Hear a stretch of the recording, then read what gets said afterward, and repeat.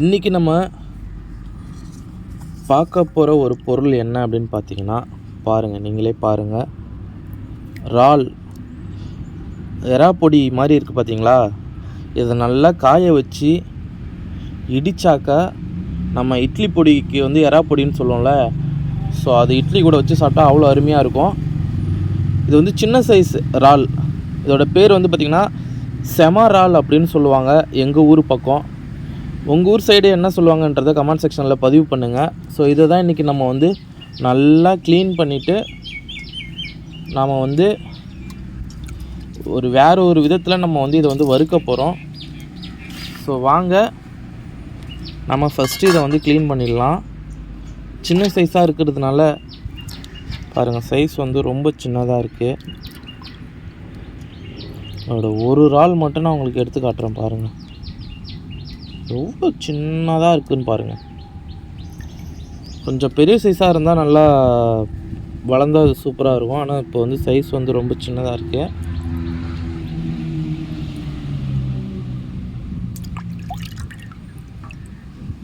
பாருங்கள், இதை தான் செம இறால் அப்படின்னு சொல்லுவோம்.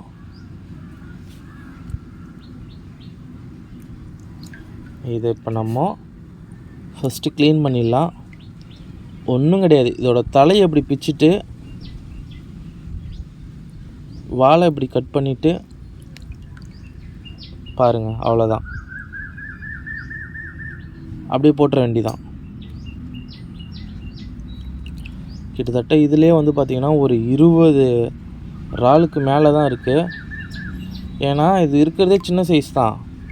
இதில் என்னன்னு நீங்கள் வந்து இதை தலை தனியாக வால் தனியாக கட் பண்ணுவீங்க. அதனால் அப்படியே சின்ன சைஸ் அப்படியே எடுத்து அப்படியே க்ளீன் பண்ணிட வேண்டியதான்.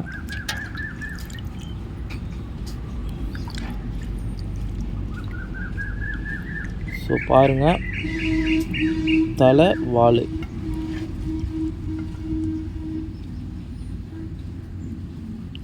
அதோட இந்த விரல் இருக்குது இல்லைங்களா, அது இருக்குது பாருங்கள். இதை நம்ம வந்து எடுக்க வேண்டிய அவசியம் இல்லை. ஏன்னா இது வந்து சின்ன எறாப்பொடி சைஸில் தான் இருக்குது.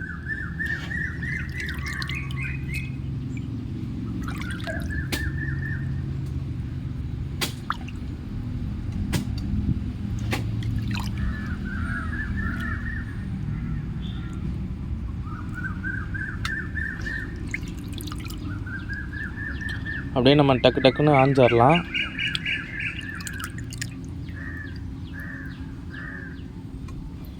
ஒரு சில பேருக்கு வந்து பார்த்திங்கன்னா இந்த மாதிரி சின்ன சைஸில் இருந்தாலே பிடிக்காது, சமைக்க மாட்டாங்க.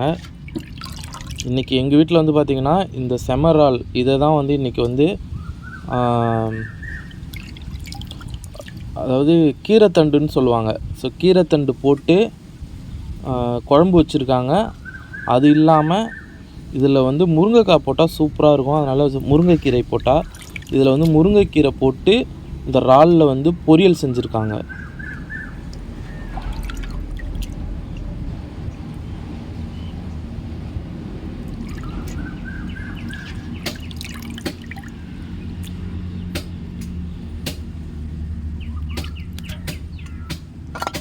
பாருங்கள், இது க்ளீன் பண்ணுறதுக்கு கொஞ்சம் டைம் ஆகும். நான் க்ளீன் பண்ணிவிட்டு வந்துடுறேன். க்ளீன் பண்ணிவிட்டு நான் உங்களுக்கு காமிக்கிறேன். நண்பர்களே பாருங்கள், இறாலை நம்ம வந்து க்ளீன் பண்ணிட்டேன். கொஞ்சமாக எண்ணெய் சேர்த்துக்கலாம் தேவையான அளவு.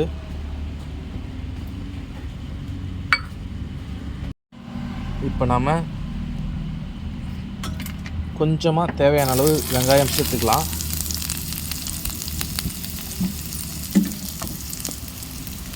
அந்த சின்ன கரண்டி மட்டும் கூட. இது கூடவே கொஞ்சமாக பச்சை மிளகாய்,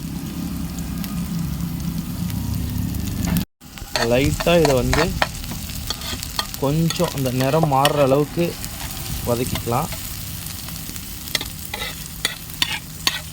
ஓரளவுக்கு ப்ரௌன் கலராக ஆகிடுச்சுன்னா போதும் இந்த வெங்காயம். பச்சை மிளகாய் வந்து பார்த்திங்கன்னா சும்மா ஒரு 2 பச்சை மிளகாய், சின்ன பச்சை மிளகாய் எடுத்து ரவுண்டாக சின்னதாக கட் பண்ணியிருக்கேன். ஓரளவுக்கு நிறம் மாறிடுச்சு வெங்காயம். இப்போ நம்ம இந்த டைமில் இறாலை வந்து சேர்த்துக்கலாம். ஆல்ரெடி பாருங்கள், இறால் வந்து நம்ம வந்து க்ளீன் பண்ணி எடுத்து வச்சுருக்குறோம். ஸோ இதை வந்து டைரெக்டாக இதில் நம்ம சேர்த்துடலாம்.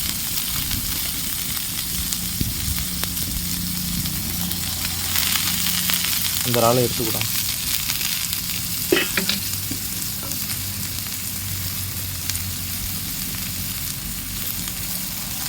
பாருங்கள், கொஞ்சமாக சால்ட்டு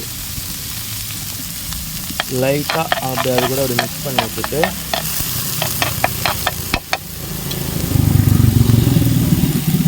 கொஞ்சமாக சால்ட்டு தேவையான அளவு மட்டும் சேர்த்துக்கலாம். இன்னும் கொஞ்சம் கூட.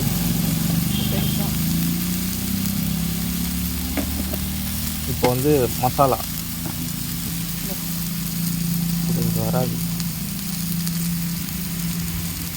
தேவையான அளவு லைட்டாக மிளகாய்த்தூள் போதும். இப்போது லைட்டாக அப்படியே இது கூட நம்ம ஒரு சின்ன மிக்சிங்கை போட்டுடலாம். சில பேர் வந்து பார்த்திங்கன்னா அப்படியே எண்ணெயிலே பொரிப்பாங்க. அந்த மாதிரி பொரிக்கணுன்ட்டு அவசியம் இல்லை.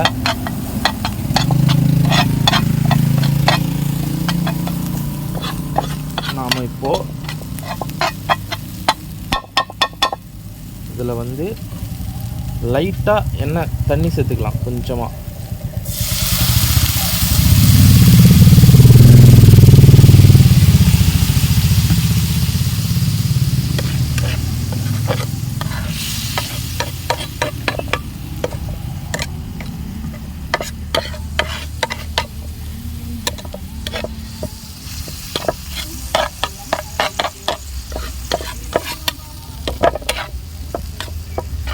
நல்லா மிக்ஸ் பண்ணி விட்டுக்கலாம்.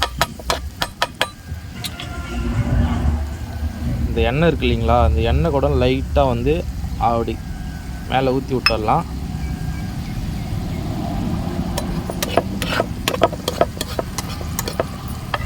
ஸோ இதில் நம்ம வேறு எதுவுமே சேர்க்கல. சால்ட்டு, மிளகாய்த்தூள், எண்ணெய், லைட்டாக வெங்காயம், பச்சை மிளகாய், அவ்வளோதான். அப்படியே ஒரு 10 நிமிஷம் வந்து பார்த்திங்கன்னா அப்படியே ஹீட்லேயே இருக்கட்டும். பாருங்கள், நல்லா கொதிச்சிட்ருக்கு. ஒரு சின்ன லெமன் பீஸு லைட்டாக அப்படி ஒரு 3-4 ட்ராப் மட்டும் அதில் அப்படியே புழிஞ்சு விட்ருங்க.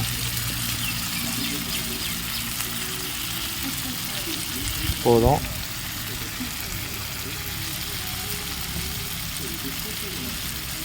இந்த லெமன் அதில் ஆட் ஆகும்போது அதோட டேஸ்ட் வந்து பார்த்திங்கன்னா சும்மா வேறு லெவலில் இருக்கும்.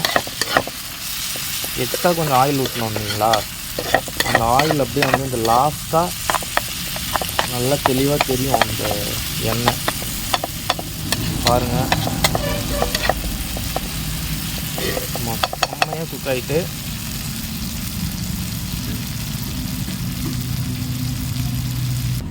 ஒரு அருமையான இறால்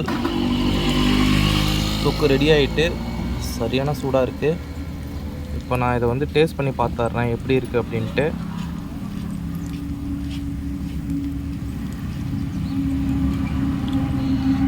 உண்மையாலுமே சரியான டேஸ்ட்டாக இருக்குது. பாருங்கள், இந்த இறாலை வந்து டேஸ்ட் பண்ணி பார்க்குறேன். ஆஹா, எக்ஸ்ட்ரா நிறையா இருக்குது. ஆனால் என்ன ஒன்று, சூடு கொஞ்சம் கம்மியாக தான் இருக்குது. இந்த புளிப்பு நம்ம சேர்த்தோம் இல்லைங்களா, லெமனு, ஸோ அதோட டேஸ்ட் வந்து அப்படியே தெரியுது.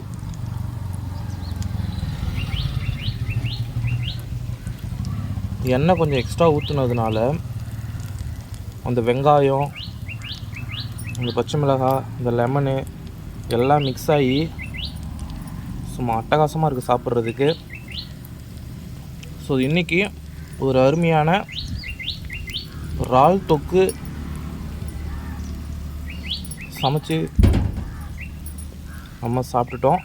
நாளைக்கு ஒரு அருமையான வீடியோவில் உங்களை சந்திக்கிறேன். அதுவரை நன்றி, வணக்கம்.